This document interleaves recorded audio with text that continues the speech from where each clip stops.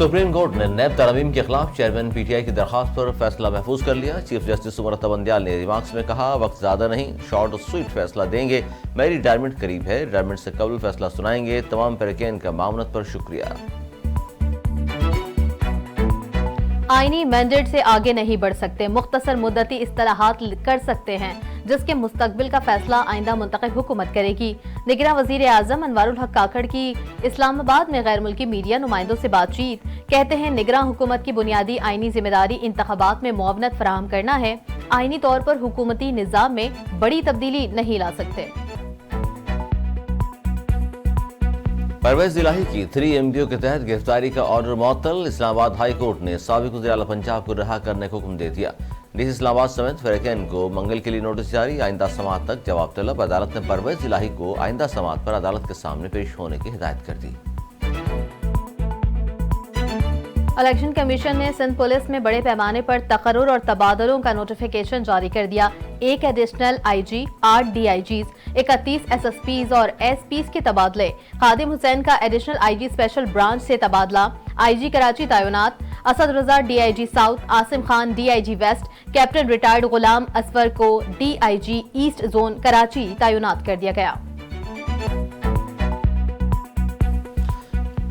कराची पूरे पाकिस्तान को चलाता है, लेकिन यहाँ से कूड़ा नहीं उठता। मुस्लिम नून के रहनुमा तलाल चौधरी की कराची में प्रेस कॉन्फ्रेंस, कहा इलेक्शन की तैयारी शुरू कर दी है। कराची समेत सिंध भर के हलकों में इलेक्शन लड़ेंगे। लोग वोट अच्छी कारकर्दगी वालों को देंगे, गाने बजाने और नारे लगाने वालों को नहीं। जरदारी ने सनती इलाके की सड़कों की मुरम्मत का वादा किया था। इंशाअल्लाह 10 रोज के अंदर इन सड़कों का काम मुकम्मल होने पर इफ्तिताह करूंगा। इंशाअल्लाह वज़ीर आज़म बिलावल भुट्टो जरदारी ही होंगे। मेयर कराची मुर्तजा वहाब की मीडिया से गुफ्तगू, बोले तलाल चौधरी की तनकीद का माजी में भी सामना कर चुके हैं। तलाल चौधरी को बताऊंगा कि किसने मुख्तलिफ मंसूबों को रुकवाया था। सुप्रीम कोर्ट ने परवेज मुशर्रफ का नाम ECL में शामिल करने की दरख्वास्त खारिज कर दी। दरख्वास्त गुजार एडवोकेट तौफीक आसिफ ने कहा, अगर दरख्वास्त 6 साल पहले लग जाती तो गैर मौसर न होती। हमारे खदशात तो दुरुस्त साबित हुए। जस्टिस जमाल खान मुंतकिल ने कहा, बस अल्लाह पर छोड़ दें। तौफीक आसिफ ने जवाब दिया, अब तो अल्लाह पर ही छोड़ रहे हैं। सूबाई सिंध के जिला कश्मीर में कच्चे के इलाके दुरानी महर में पुलिस का एक्शन, 3 मगवी बाजियाब करा लिए। SSP कश्मीर अमजद शेख का कहना है, पुलिस को इत्तला मिली कि डाकू मगवियों को एक से दूसरी जगह मुंतकिल कर रहे हैं।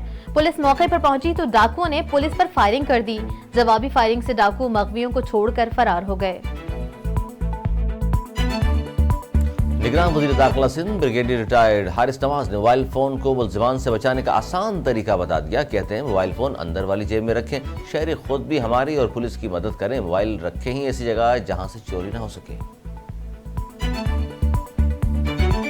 भारतीय क्रिकेट बोर्ड के वफ्द के एजाज में गवर्नर हाउस लाहौर में इशाइये का एहतमाम। Governor Punjab, chairman PCB management committee Zaka Ashraf, Pakistan, Afghanistan, Sri Lanka और बांग्लादेश के खिलाड़ियों की भी शिरकत। BCCI के नायब सदर राजीव शुक्ला ने कहा, कई बार लाहौर आए, यहाँ की मेहमान नवाजी, लोगों का प्यार आपको हैरान कर देता है। क्रिकेट लोगों को करीब लाती है। अमेरिका में कोरोना के वबा में एक बार फिर इजाफा। अमेरिकी खातून अव्वल जिल बाइडन का कोरोना टेस्ट मुस्बत आ गया। रिपोर्ट्स के मुताबिक 72 साल जिल बाइडन को बीमारी से मुतालिक मामूली अलामात हैं। इस दौरान वो घर पर ही रहेंगी। 80 साल सदर बाइडन का कोविड टेस्ट मनफी आया। सदर की मुकम्मल निगरानी जारी रहेगी। और पाकिस्तान विमेंस क्रिकेट टीम ने जनूबी अफ्रीका विमेंस के खिलाफ T20 सीरीज में व्हाइट वॉश कर दिया। कौमी विमेंस टीम के तीसरे T20 में दिलचस्प मुकाबले के बाद 6 रन से कामयाबी हासिल कर ली। सिद्रा अमीन और बिस्मा मारूफ 39 रन बनाकर नुमाया रही। हदफ के ताक़ुब में जनूबी अफ्रीकी विमेंस टीम मुकर्ररा 20 ओवर्स में 5 विकेटों पर 144 रन बना सकी।